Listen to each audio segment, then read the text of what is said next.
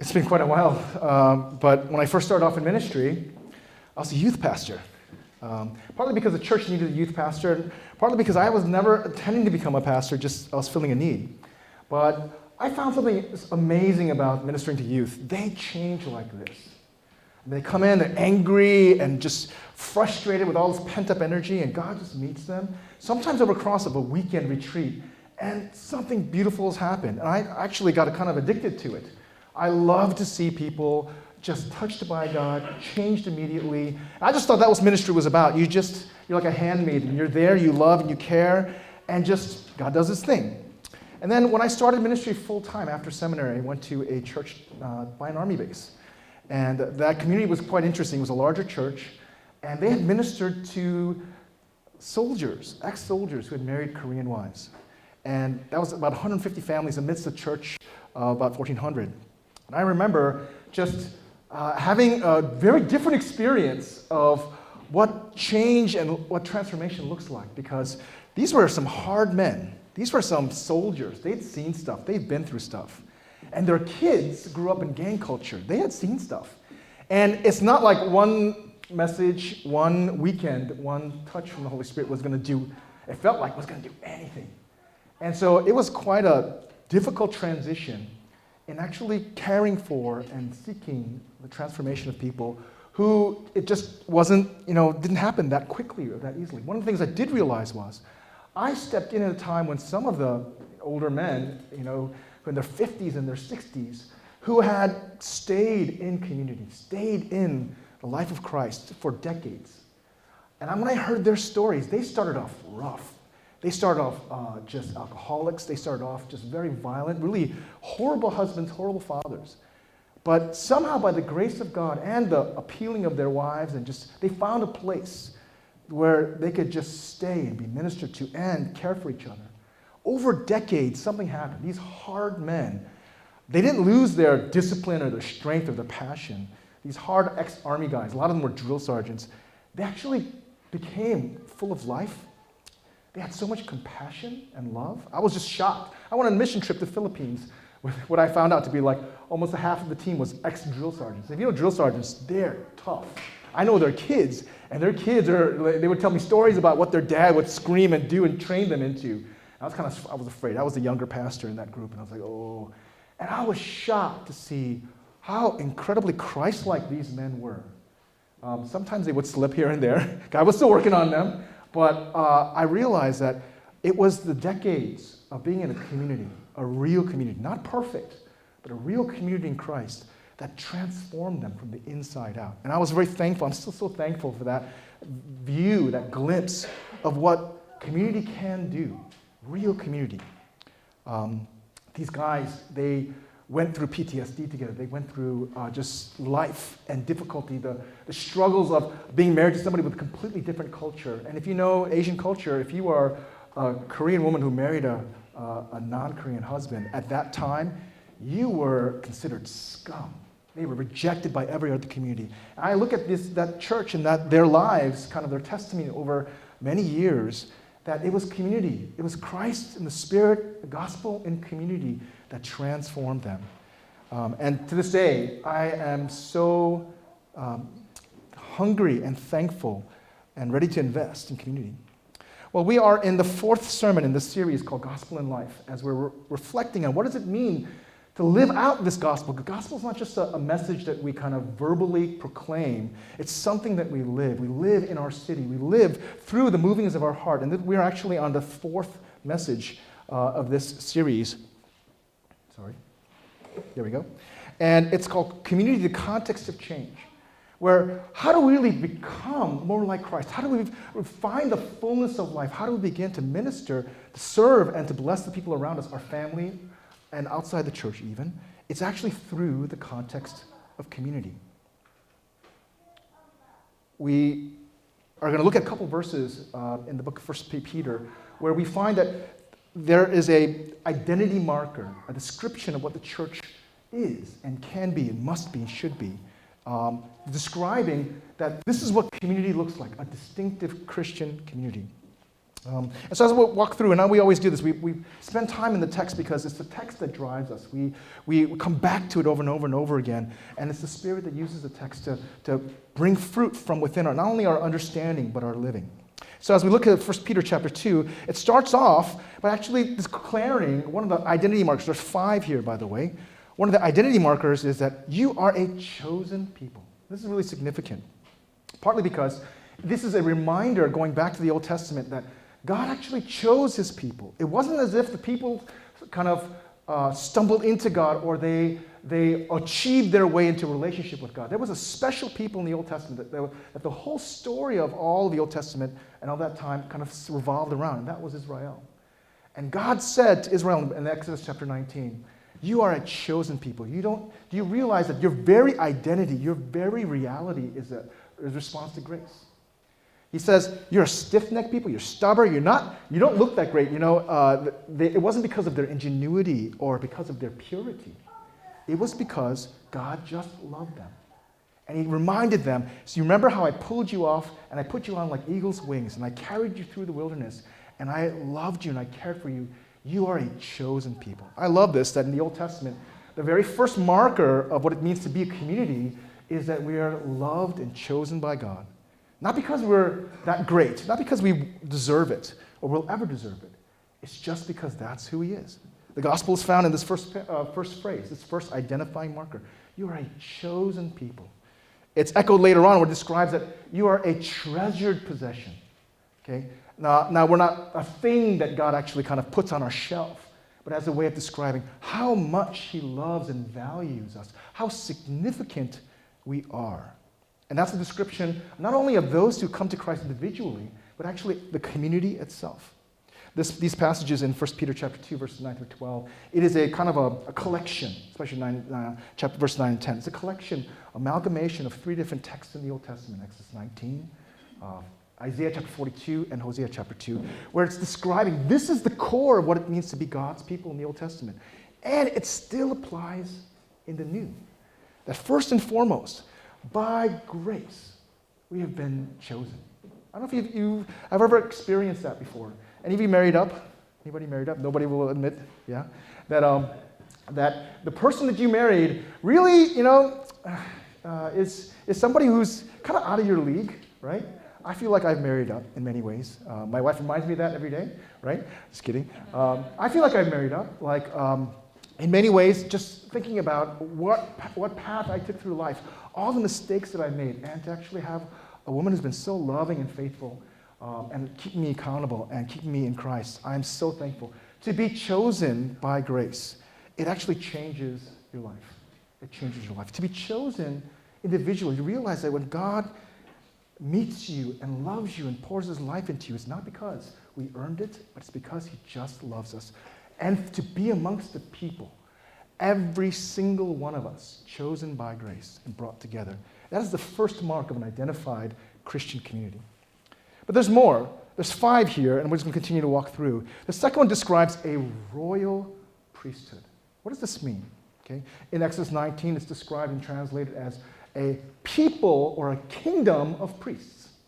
That all of God's people in the Old Testament were considered priests, even though there were special priests who did it they wore the clothes, right? They did the thing where the kind of a religious activity, they led people in worship, they taught. Priests actually were the people who were the mediators between God and the people.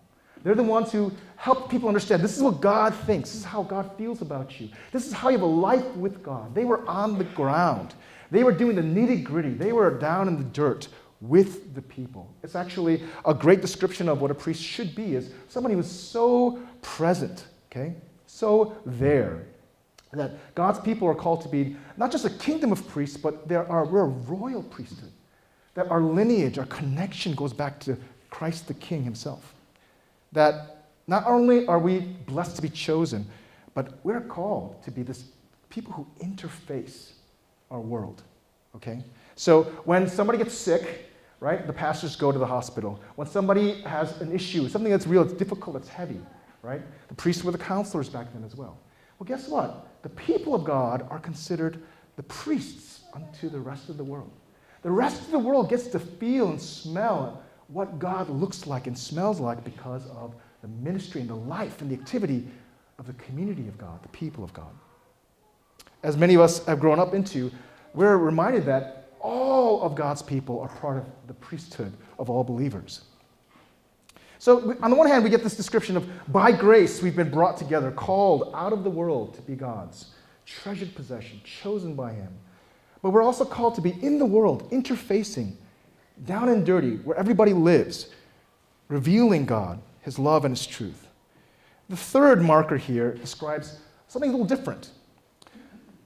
Not a people who are in the world, but actually who are separated. It's called a holy nation.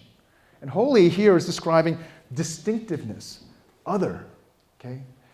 If you've ever been to a different country, even if you might share the same, you might look like other people, they'll pick you out like that. Because you walk funny, you talk a little different. Even if you know the language, it's very hard to pick up a dialect. You think different, you process different.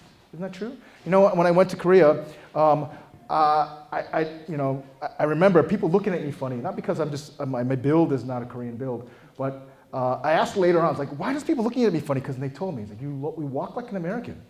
Like, what do you mean I walk like an American? You know? What do you mean I walk like an American? And even though my Korean wasn't great, just little things reminded them. The way that I approached people, the way that I, instead of like bowing my head every time somebody was a little older, I was kind of, oh, what's up? And it's our culture that was so distinct. When you go to a foreign country, you realize that.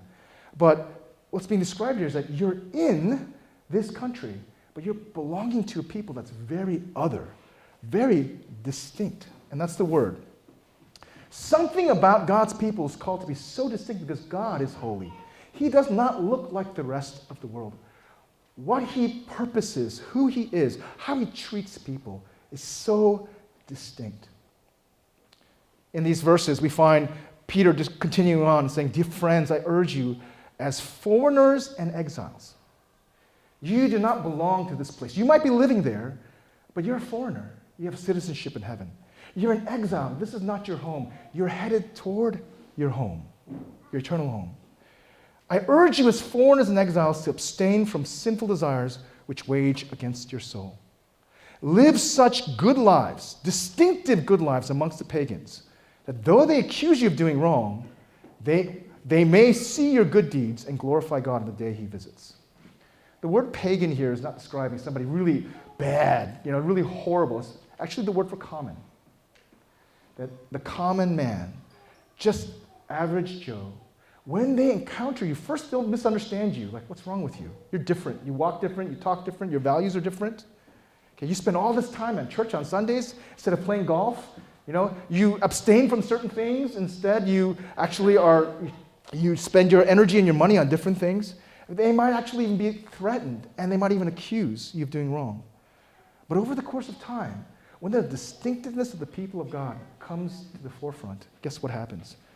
Those good deeds, that life, the purity and the love that they see amongst the distinctive people of God, it is like a testimony that it's really hard to just deny. And I find that to be true. A life lived, gospel and life and community is so powerful. We're called to be distinct, a holy nation, and yet interfacing, down and dirty, on the ground, a royal priesthood. When I was growing up, we used to always describe this as we're called to be in the world, but not of the world. We're in, like priests.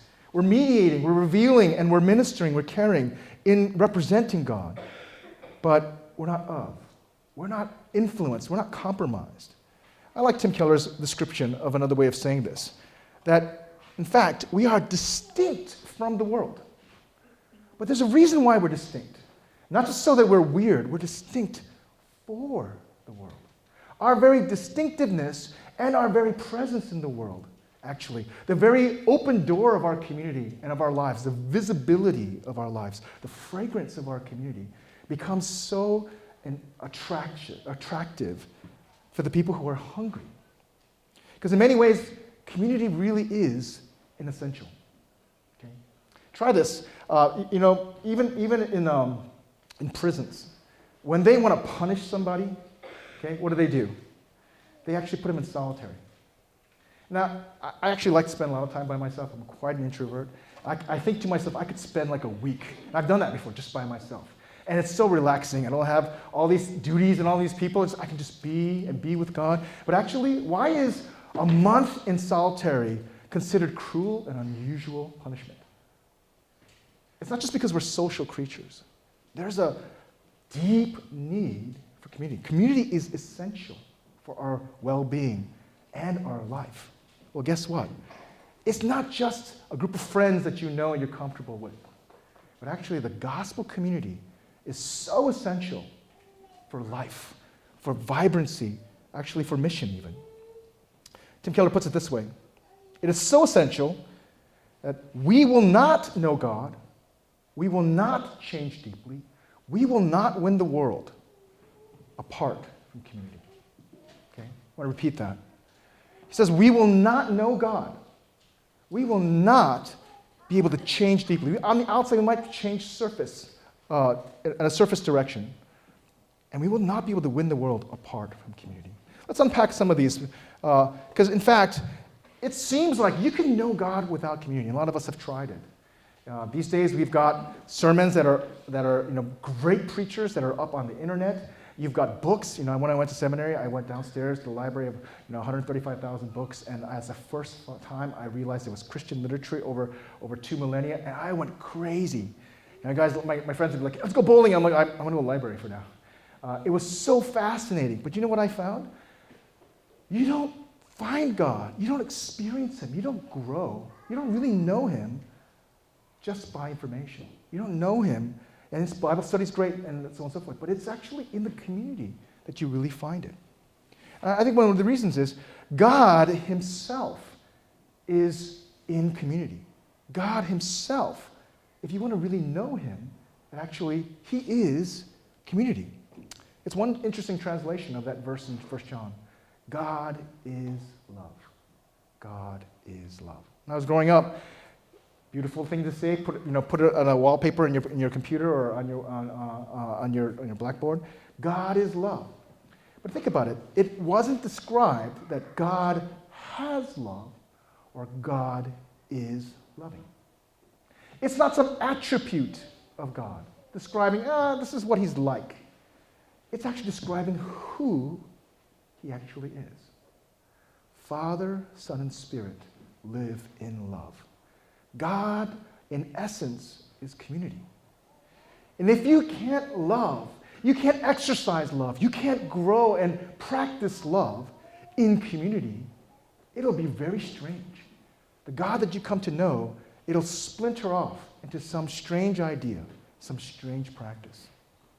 1 John, that very verse where we get that from, reminds us, whoever does not love, and you cannot love in isolation, you can only love in robust community.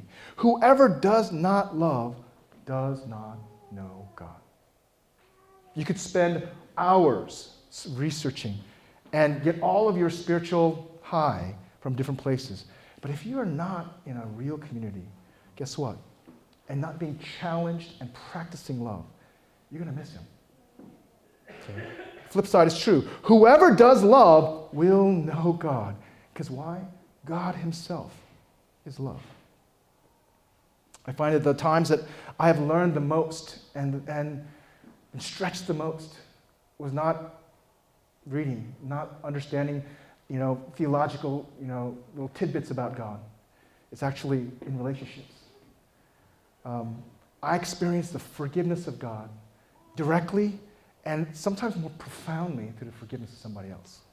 I experienced the grace and the love of God by being challenged to forgive somebody else. That has brought me into the very heart of who He is.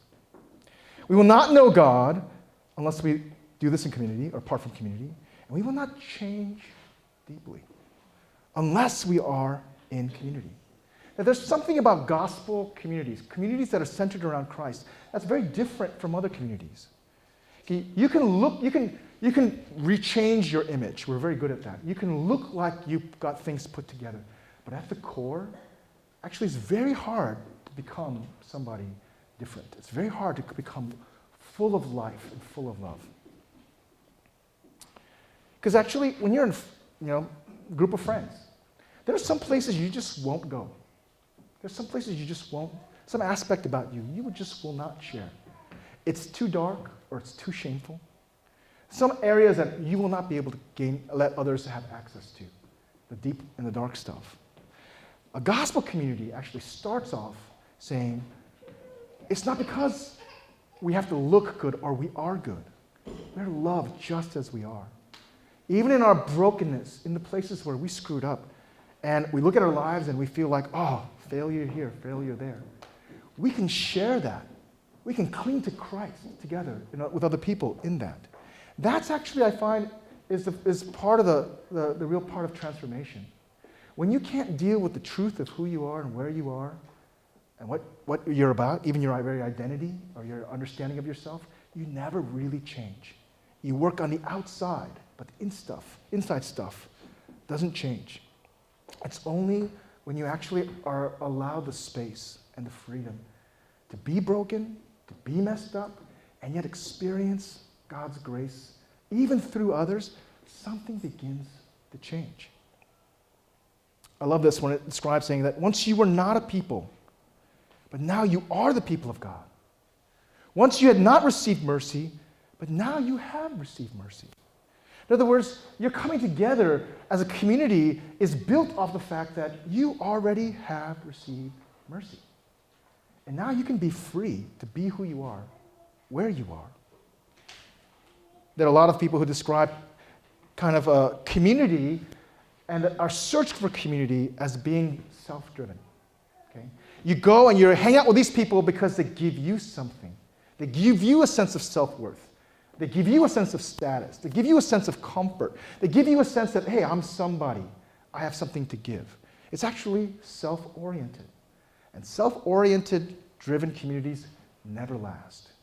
Because when your desire and your need and your pursuit that's self-oriented rubs up against somebody else's, there goes community. Guess what? In a gospel community, you have been accepted as messed up as you are, okay? And you have other people have access to that, and you have access to the fact that other people are also broken. But their identity is not based on how you present yourself or what you're going to get out of another person. Your identity is based on you're a chosen people. You've received mercy. I don't share a lot with a lot of people. Some of the places, maybe I was taught that because pastors can't share everything, but with their own people sometimes. But I've been finding a lot of that is just shame-based. And I'm finding that it's the very places where I can be broken and be myself in community, and actually it's this place where I get changed. And I love this about gospel communities. Over time, God is so patient. The deep stuff gets worked on. I grew up in a culture that was very religious, so you couldn't tell anybody else what's going on in your family if something's bad. Okay, you have to cover it up. I don't know if you grew up in something like that. So you could never deal with it. You could never talk about it. You could never overcome it. You could never really change. Because on the outside, you're getting your straight A's, you're going to this school, you look like you're successful, and you're so deathly afraid that other people will see you as anything but. And you have to do that for the sake of other people. You have to do that for the sake of your family even. That doesn't bring change. But the second you realize how loved you are by God, how the other person who's next to you, they're as flawed as you, maybe in different ways. And that's okay, because the very basis of your community is mercy. The very basis is grace. Now, in your brokenness, you can be ministered to. And in their brokenness, they give you access to love and to encourage them. I love the fact that community is wrapped up in one word in many ways in the New Testament. This word, it's actually one word in the original language, alleluia. It's one another, right? It's one word. I know it looks like two here, but it's one word. That word shows up over 100 times, but 59 times in the form of a specific command. That's a lot, okay? Love one another shows up so many times, more than 10 times. Love one another, right? Love one another genuinely, authentically, okay? Love the very people who you don't like, who are different from you, right? Forgive one another. Encourage one another, okay? Submit. humble yourself before somebody else, right? This is actually the very way that we learn how to be ministered to and how to minister. And this is the context for change. If you aren't able to grow in this is what I find. Over the decades, you stay the same person. You stay the same person. I love that our church has, we've grown through some things. We've grown through seasons of criticism. We've grown through seasons of conflict. And through it, we've come to really appreciate each other. We've come to appreciate actually how we can actually serve in small ways. Every Sunday, somebody from our church actually supplies a meal for everybody. And these days we kind of take it for granted, right? Oh, I wonder what it's going to be. It's going to be, wangmandu today. Is it going to be this or that? We take it for granted.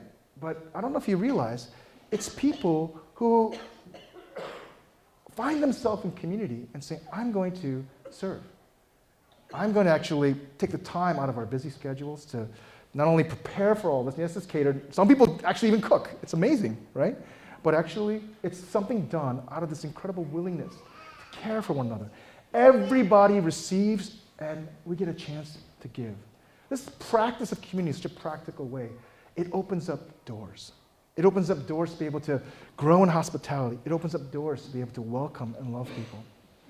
We continue this in other ways too. We have our grace group seasons where we're meeting in small groups, our home groups where we're meeting at homes and we're just sharing our lives. And sometimes we take these for granted.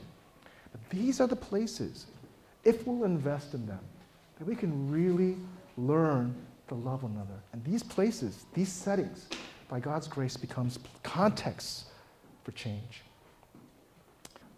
It's not the scheduled programs and the rituals. Sometimes it's helpful too. But I really found that, it's actually community at the time of crisis, time of tragedy. That's when we really find out what love looks like. Many of you know, it's been 3 months now when my younger daughter, Emma, she was 14 and she died. It was, still is, the most difficult and the most painful experience of my life. And we're still just every single day, from morning to night, just wrestling with it. We feel her loss. We feel just the emptiness. We don't understand. God's present, but it still hurts.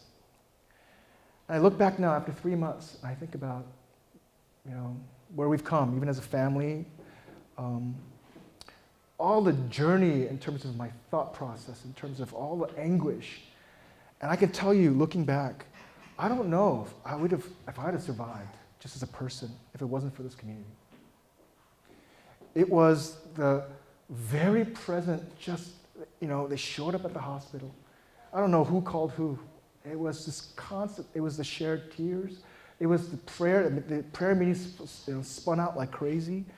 And even after all of that prayer, God did not answer. There was the presence of care and love. We were at home, and you don't think about food, and just food would arrive at our doorstep. My in-laws were with us, and they were just shocked. And they're like, who are these people? And then my father-in-law, he's a kind of funny man. After a while, he took it for granted. He was kind of like, I wonder what I'm going to eat today, right? And I think back, and every one of those steps were a costly expression of care and of love, of presence. You interfaced our lives at the darkest moments. And I have a feeling that was something that God stirred. And our lives are not the only ones that have been touched with tragedy. There are many of us in our church family who've experienced this. And they are the ones who actually were so ready to minister, to care for us, because they experienced that pain and they also experienced that love and kindness. This is something so precious that I don't think we even begin to understand.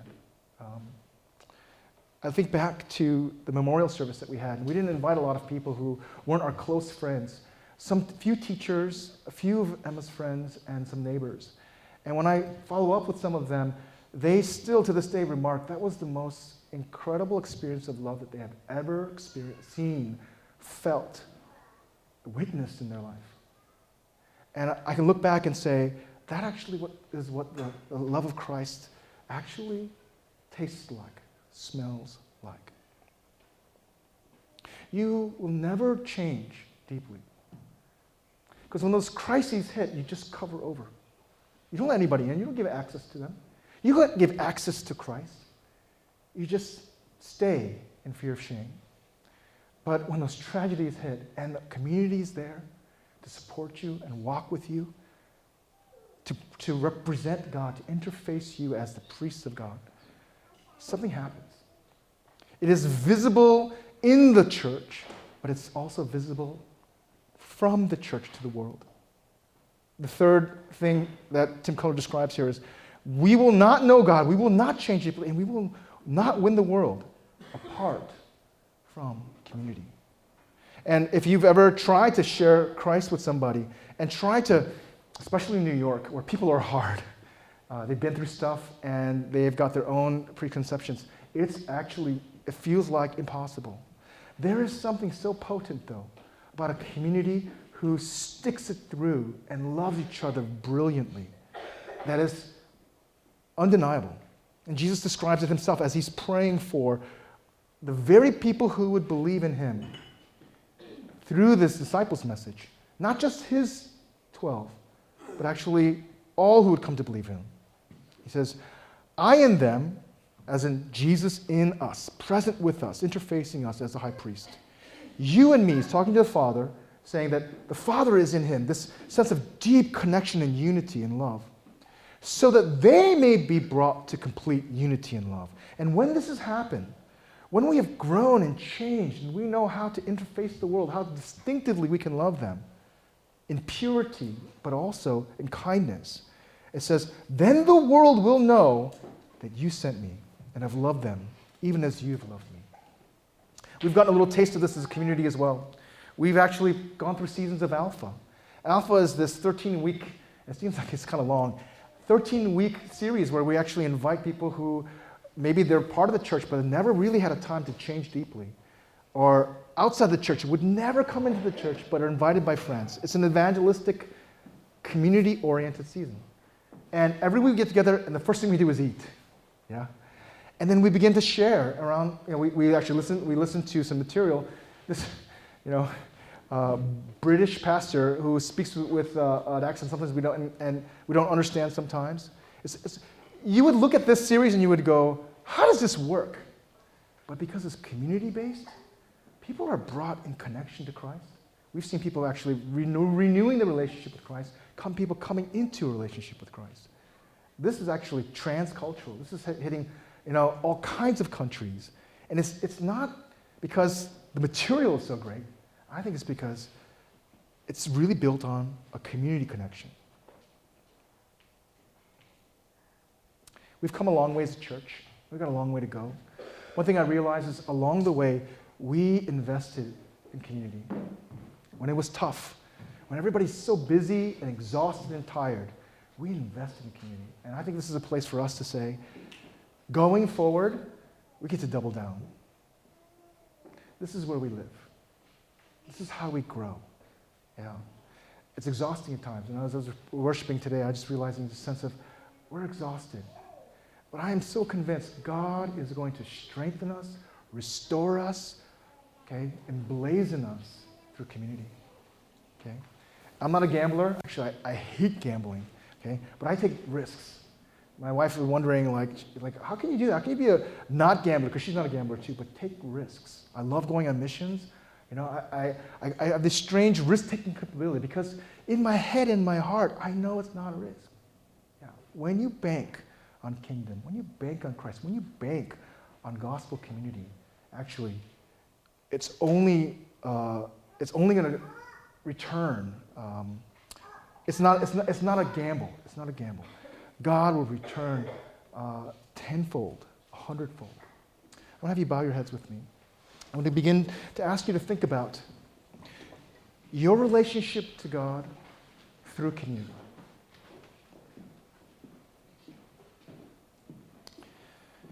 Some of us have been burned.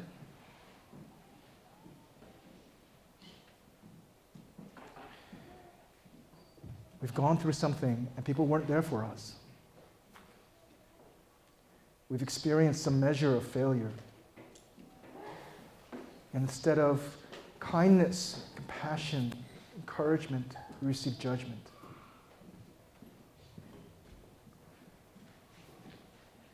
Some of us experienced a kind of community that wasn't rich, that wasn't gospel-oriented, and made us gun-shy. I want to point you to the core of this community, Christ himself, who put his whole life in 12. 11 that would abandon him at his most painful hour, his darkest hour. 1 who would betray him.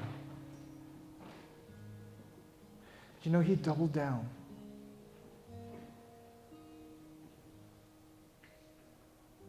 He restored them, called them, sent them out into the world.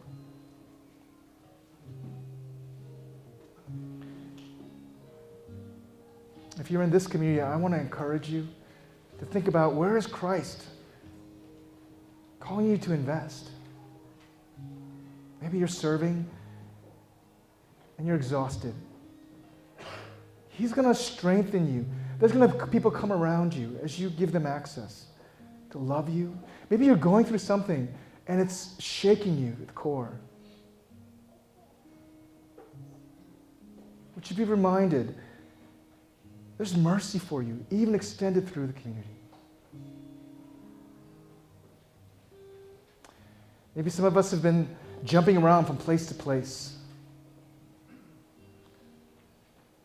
measuring our interactions because it's safer, it's easier. I want to challenge you. You will not know God. You will not change deeply. You will not live out your calling in life apart from community. Will you take some steps, whatever it might look like, as Jesus bids you into the heart of community? Let's pray. Just where you are, exactly where you are.